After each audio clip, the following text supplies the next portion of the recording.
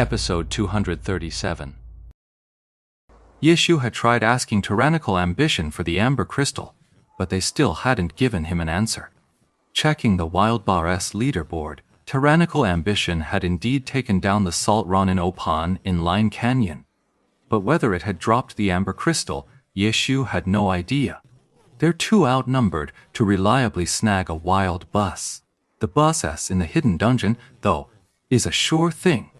No one's going to fight them for it. It'll just be sitting there waiting for them to take it down. But to get into a hidden dungeon, you need to snatch the fourth piece of the Line Gorge map that drops from a field boss. It's a vicious circle, a dead end either way. Yeshu sighed as the others finished dividing the loot. Equipment was randomly rolled for, while the materials and the third piece of the Line Canyon map all went to Yeshu, to sell them or keep them for himself. But he still hadn't made up his mind. The next few dungeon runs were routine. They cleared them casually, then went for a second and third run, but no more hidden events appeared. After the third run, however, they first broke the dungeon record for Line Canyon, 30 minutes, 21 seconds, 0.56. That's about 20 seconds faster than the old record, which wasn't exactly a hard limit to begin with. Because of this elite team's mountain-like presence, the major guilds now approach dungeon record runs with a distinct lack of enthusiasm. For them, breaking records had become just another way to grind for experience and gear. Preserving these records was a duty that should have fallen to their major guilds. Yet now they all felt a sense of powerlessness. As they played, the new players in the new server were also starting to take an interest in dungeon records. They'd all come to understand that these were symbols of strength, achievements worthy of reverence. Lord Grimm's team. They'd just shattered the Crystal Caverns record last night, stomped the pros in the Divine Calling domain this afternoon, and now, in the blink of an eye, they've broken the Line Gorge record tonight. The players in the World Channel were numb, at a complete loss for words. The other major guilds were all in a state of gloom, but under the leadership of their guild leader, Windward Moonlit Wheel was the one offering congratulations to Lord Grimm and his crew. As if they were flaunting their special connection. For a time, they were mocked by other players, and the Moon Wheel Guild became a subject of controversy. However, this was just a small-scale squabble. That night, the players from the major guilds seemed to have vanished into thin air, not making a single peep. Even before the dungeon run, Tyrannical Ambition's players had come to inquire about the record. Yet now that it was truly broken, there was no further word from them. Yeshu suddenly felt something was off, but he was a patient man.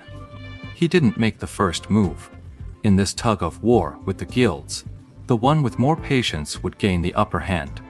In truth, Yeshu needed those materials just as urgently. But unlike the major guilds, who were practically foaming at the mouth for new records, he never let his own desperation show.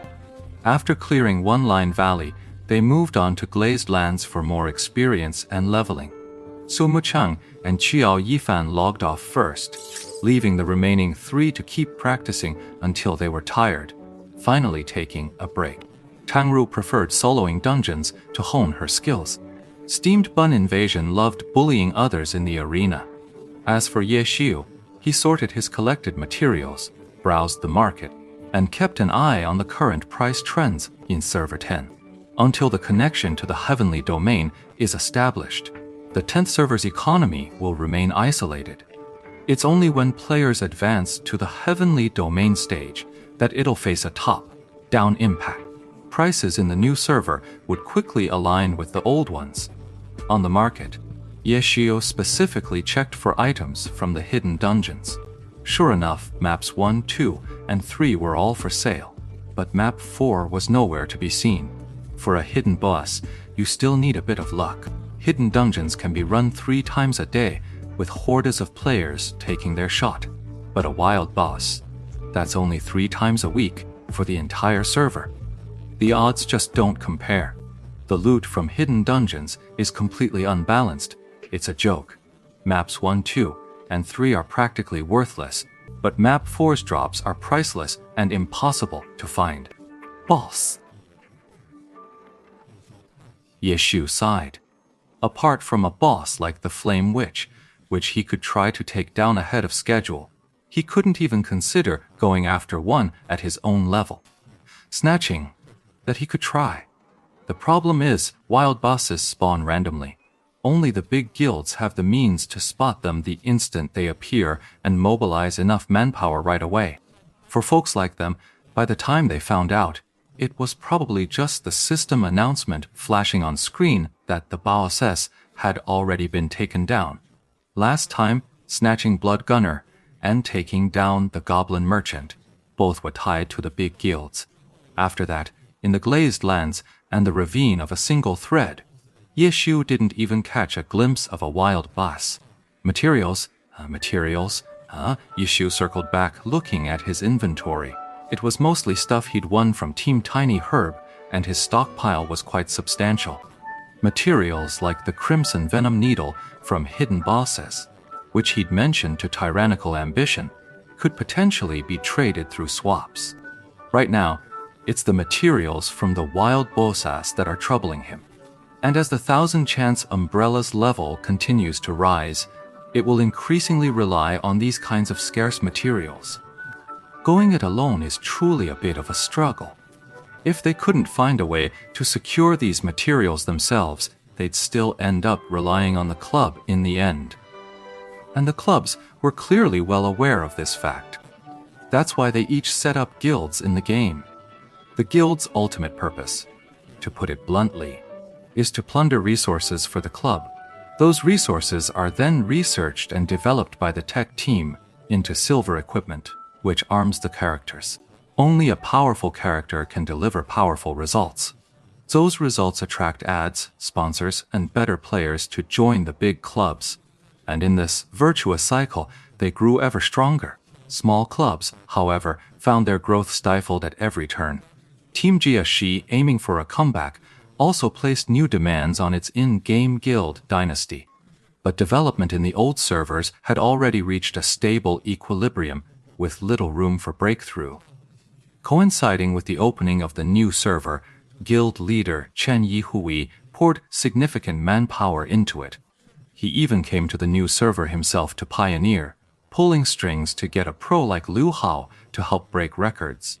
He knew the responsibility was immense, and he understood just how difficult it would be to do this job.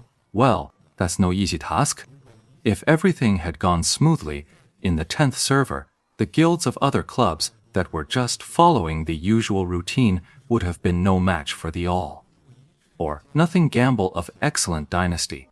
But the problem was, a Ye Xiu had to show up. Liu Hao lost to Ye Xiu. Chen Yihui tried to overwhelm him with numbers and still lost to Ye Xiu. But Ye Xiu's overwhelming dominance in the 10th server ultimately gave him an opening. He was determined to topple this mountain, for this was his all, or nothing gamble, and failure was not an option. The drop of a hidden dungeon item made Ye Xiu realize several issues. Yet to outsiders, he remained that same lazy guy, showing no signs of fatigue, even after pulling an all-nighter. He looked as listless as ever. To an outsider, he didn't look like a man facing a problem, much less one who might have already found a solution. It was as if nothing had happened at all. Tang Ru, of course, was completely unaware of Ye Xiu's deep contemplation. All she knew was that it was her turn to buy breakfast this morning. When she returned with breakfast, Ye Xiu had already finished handing over to the morning shift staff. At the table, he waited leisurely for the meal, a cigarette dangling from his lips. After breakfast, the two of them headed back to their respective rooms to rest.